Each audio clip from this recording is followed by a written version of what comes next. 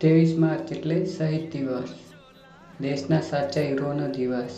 23 March 1931 આજના દિવસે દેશના વીર શહીદ ભગતસિંહ, રાજગુરુ અને સુખદેવને ફાંસી આપવામાં આવી હતી.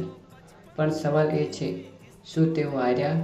ના, તેઓ તો આજે પણ જીવંત છે, દરેક દેશભક્તના દિલમાં. ઇન્કલાબ જિંદાબાદ. આ હીરો ક્યારેય મર્યા નથી. 23 માર્ચ આ દિવસ માત્ર તારીખ નથી, આ દિવસ છે બલિદાનનો, શૌર્યનો. અને આ 3 યુવાનોએ ભારતની આઝાદી માટે પોતાનું જીવન અર્પણ કર્યું. 1928માં અંગ્રેજ અધિકારી પર હુમલો કરીને તેમણે બ્રિટિશ રાજ સામે બગાવતનો સંદેશ આપ્યો. 23 માર્ચ 1931 આ ત્રણેય ક્રાંતિવીરોને ફાંસી આપવામાં આવી. પણ તેઓ મર્યા નહીં, તેઓ અમર બની ગયા. ઇન્કલાબ જિંદાબાદ. આ અવાજ આજે પણ ગુંજે છે.